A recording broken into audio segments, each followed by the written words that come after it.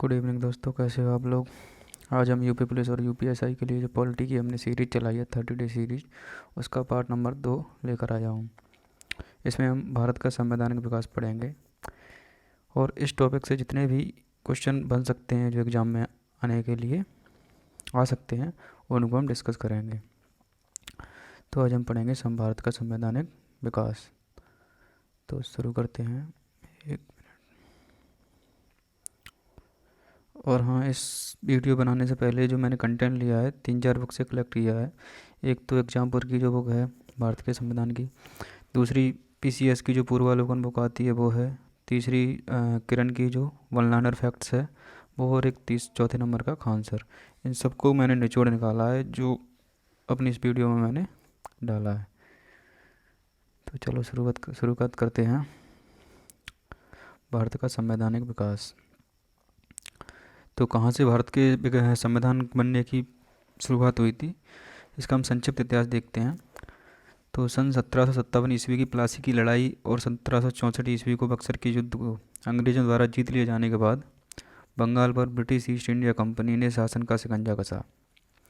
इसी शासन को अपने अनुकूल बनाए रखने के लिए अंग्रेजों ने समय समय पर कई एक्ट पारित किए जो भारतीय संविधान के विकास की धीरे धीरे सीढ़ियाँ बन गईं। तो सबसे पहले जो अंग्रेज एक्ट लेके आए, रेगुलेटिंग एक्ट, वो था 1773 का रेगुलेटिंग एक्ट। उस समय ब्रिटेन के पीएम थे वो लॉर्ड नॉर्थ थे। बंगाल का गवर्नर, इस एक्ट के द्वारा बंगाल के गवर्नर को बंगाल का गवर्नर जनरल बना दिया गया। तो बंगाल का पहला गवर्नर जो था वो क्लाइव था, और बंगाल का अंतिम गवर्नर वॉरेन हास्टिंग। जो बंगाल का अंतिम गवर्नर था वो बंगाल का पहला गवर्नर जनरल बना, क्योंकि बंगाल के गवर्नर को बंगाल का गवर्नर जनरल बना दिया गया।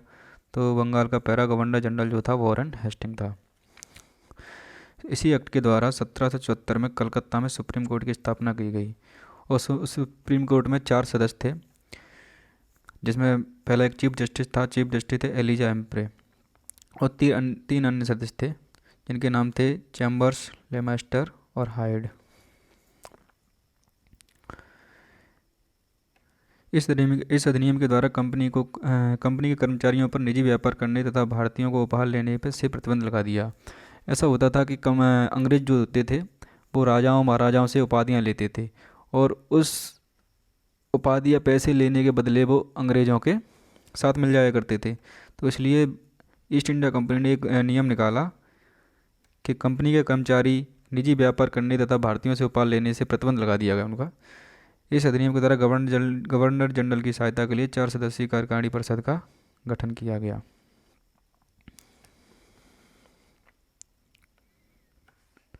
नेक्स्ट देखते हैं। इसके बाद 1773 रेगुलेटिंग एक्ट के बाद आया पिट्स इंडिया एक्ट 1784। इस समय ब्रिटेन के जो पीएम थे वो विलियम पिट्स थे। इन्हीं के नाम पर एक्ट का नाम रखा गया Pitt's India act 1784।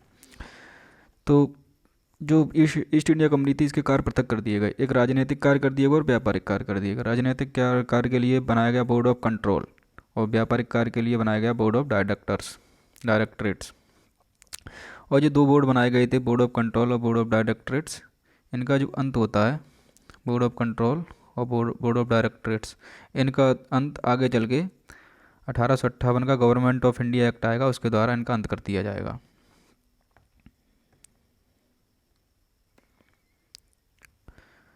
Regulating act 1773 की विसंगतियों, ब्रिटिश शासन का कंपनी का अपूर्ण नियंत्रण तथा भारत में कंपनियों के कुशासन तथा उसके कर्मचारियों द्वारा किए जा रहे अन्याय इत्यादि को दूर करने के लिए इस अधिनियम को लाया गया था।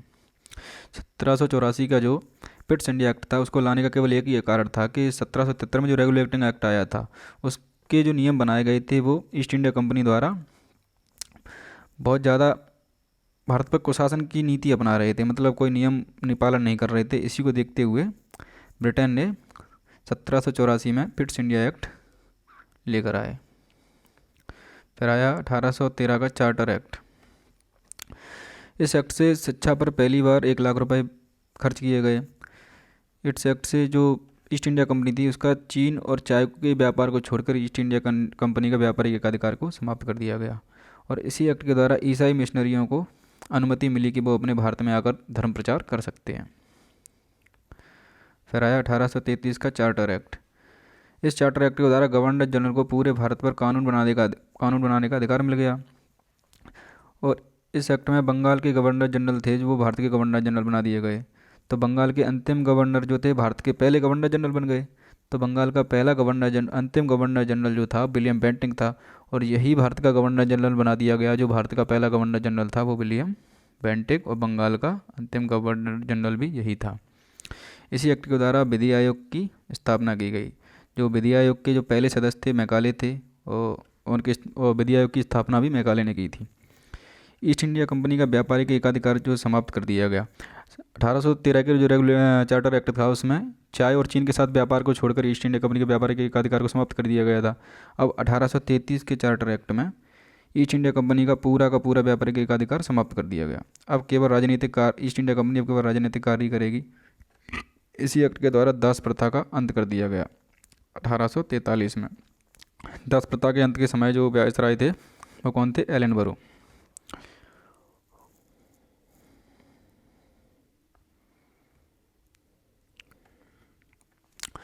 नेक्स्ट देखते हैं।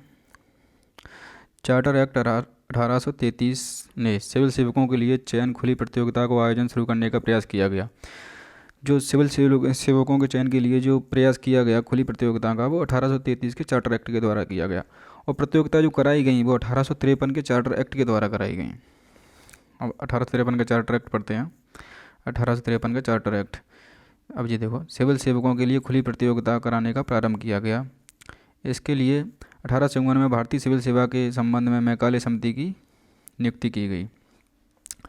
और यह अंतिम चार्टर एक्ट था, राजलेख था। 1853 का जो चार्टर एक्ट था वो अंतिम चार्टर एक्ट था। फिर आगे चल के 1857 की क्रांति होती है। ईस्ट इंडिया कंपनी का शासन का एंड होता है, ब्रिटिश क्राउन का शासन शुरू होता है। फिर आता है कि 1858 का भारत शासन अधिनियम 1858। महारानी विक्टोरिया का शासन हो गया। इलाहाबाद में महारानी विक्टोरिया ब्रिटेन की साम्राज्ञी बनी। इलाहाबाद घोषणा पत्र आता है। उस इलाहाबाद घोषणा पत्र को किसने सुनाया? कैनिंग ने द्वारा। ईस्ट इंडिया कंपनी का जो शासन था वो क्राउन के हाथों में चला गया भारत में। गवर्नर जनरल का जो पद था वो वायसराय के पद में तब्दील कर दिया गया। और भारत का जो अंतिम गवर्नर जनरल था वो भारत का पहला वायसराय बन गया। जो भारत का अंतिम गवर्नर जनरल और भारत का पहला वायसराय लॉर्ड कैनिंग बने। इस अधिनियम के द्वारा बीओडी और बीओसी जो 1884 के पिट्स इंडिया एक्ट में आया था, बीओडी और बीओसी बोर्ड ऑफ कंट्रोल और बोर्ड ऑफ डायरेक्टरेट्स का जो पद था वो द एंड कर दिया गया। भारत परिषद का गठन किया गया इस अधिनियम के द्वारा। इसमें एक पद बनाया गया भारत सचिव का पद, जो ब्रिटेन में बैठता था। और भारत परिषद का जो गठन किया गया इसमें 15 सदस्य थे। इसमें हेड होता था भारत सचिव। और 1858 के भारत शासन अधिनियम में मुगल सम्राट का जो पद था वो समाप्त कर दिया गया था। और अंतिम मुगल सम्राट कौन थे? बहादुर शाह जफर।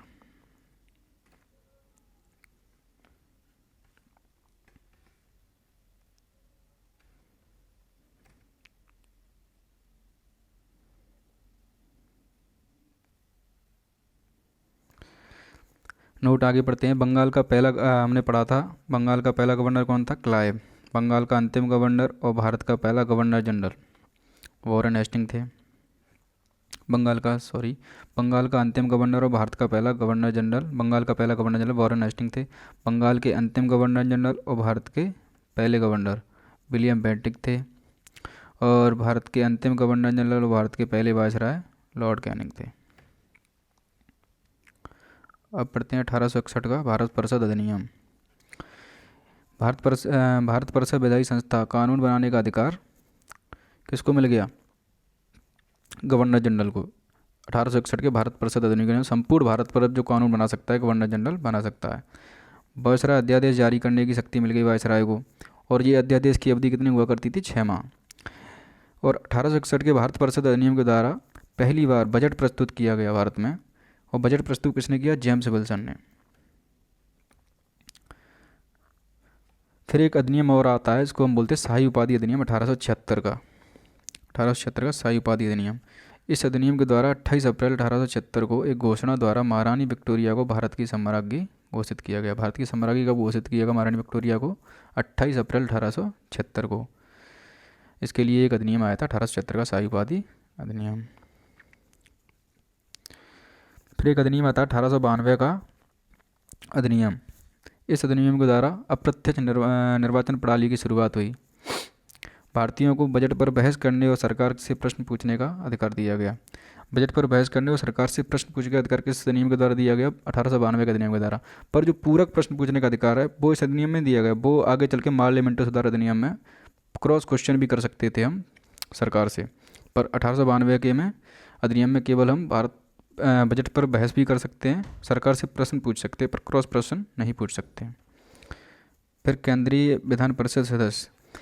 1892 के अधिनियम में तक केंद्रीय विधान परिषद में जो सदस्यों की न्यूनतम संख्या रखी गई वो 10 रखी गई और मैक्सिमम संख्या 16 रखी गई।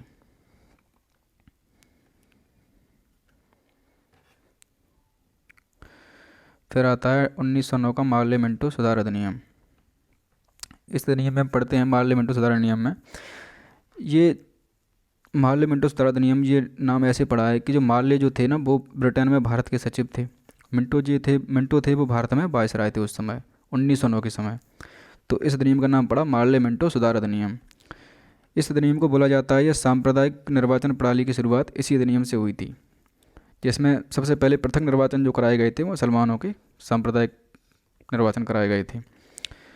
नोट, इस कार्यकारिणी में शामिल किए गए थे पहले भारतीय अंग्रेज पार्लियामेंट्री सुधार अधिनियम में जो एक निर्वाचन प्रणाली शुरू की गई थी, तो अंग्रेजों की कार्यकारिणी एक परिषद हुआ करती थी। उस परिषद में सबसे पहले शामिल हुए थे वो भारतीय का नाम था सत्येंद्र सिन्हा। विधि सदस्य के रूप में इनको शामिल किया गया था।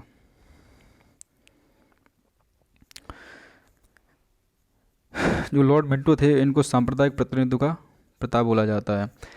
अब देखो मैंने बोला था ना 1892 के एक्ट में द्वारा बजट पर बहस करने का जो शक्ति मिली थी भारतीयों को वो 1892 के अधिनियम के द्वारा मिली थी। पर बजट पर पूरक प्रश्न करने की जो शक्ति मिली थी वो पार्लियामेंट्री सुधार अधिनियम 1909 के द्वारा मिली थी। गांधी जी ने इस अधिनियम को सर्वनाश करने वाला अधिनियम की संज्ञा दी। फिर आता है 1909 का भारत शासन अधिनियम अथवा मॉन्टेग्यू चेम्सफोर्ड सुधार अधिनियम। इसमें भी मॉन्टेग्यू चेम्सफोर्ड सुधार अधिनियम में देखो मॉन्टेग्यू जो थे ना वो ब्रिटेन में भारत के सचिव थे उस समय, और चेम्सफोर्ड थे वो भारत में वायसराय थे। इस वजह से इस अधिनियम का नाम पड़ा मॉन्टेग्यू चेम्सफोर्ड सुधार अधिनियम। तो इस अधिनियम के द्वारा प्रांतों में द्वैत शासन की शुरुआत हुई, ड्यूअल सिस्टम की शुरुआत हुई, और केंद्र में 2 सदनात्मक प्रणाली की शुरुआत हुई। एक राज्य परिषद का गठन किया गया, एक केंद्रीय विधानसभा का। राज्य परिषद में कुल 60 सदस्य हुआ करते थे जिनका कार्यकाल 5 साल रखा गया, और केंद्रीय विधानसभा में 145 सदस्य हुआ करते जिनका कार्यकाल 3 वर्ष रखा गया। 1819 का जो मॉन्टेग्यू चेम्सफोर्ड जो सुधार अधिनियम था इसमें लोक सेवा आयोग के गठन की शुरुआत की बात की गई, जो आगे चल के 1926 में ली आयोग का गठन किया गया और पब्लिक सर्विस कमीशन का गठन किया गया 1926 में, जिसके पहले अध्यक्ष थे जो सर रोसबर्गर थे। इस अधिनियम के द्वारा पहली बार प्रत्यक्ष चुनाव प्रणाली की शुरुआत की गई। अब प्रत्यक्ष जो चुनाव प्रणाली थी वो कब शुरुआत हुई थी? 1892 के अधिनियम में। और पहली बार प्रत्यक्ष चुनाव प्रणाली की शुरुआत की गई थी ना वो मॉन्टेग्यू चेम्सफोर्ड अधिनियम 1919 में की गई थी। और इस अधिनियम में महिलाओं के लिए पहली बार वोट देने का अधिकार मिला। मुसलमानों को वोट देने का अधिकार कहाँ मिला? पार्लियामेंट्री सुधार अधिनियम 1909 में, जहाँ सांप्रदायिक निर्वाचन की शुरुआत हुई थी। और महिलाओं को वोट देने का अधिकार मिला मॉन्टेग्यू चेम्सफोर्ड अधिनियम 1919 में। नेक्स्ट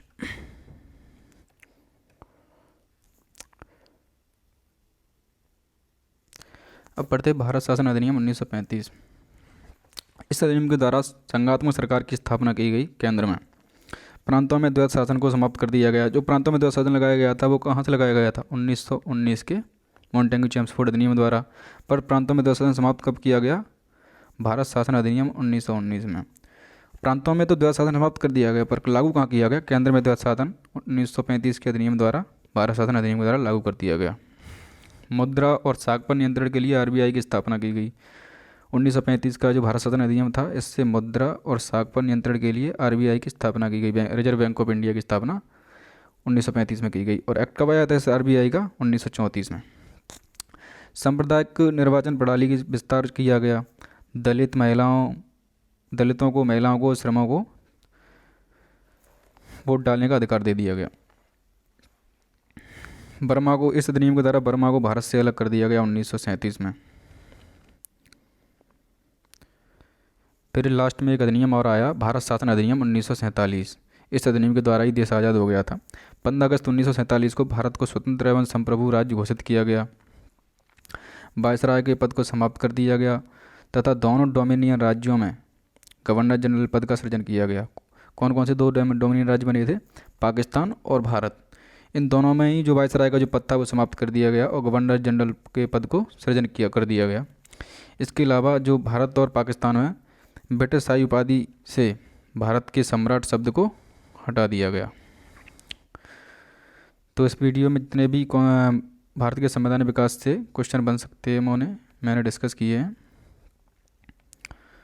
वीडियो अच्छी लगी तो लाइक, शेयर एंड सब्सक्राइब ज़रूर करना। Thank you.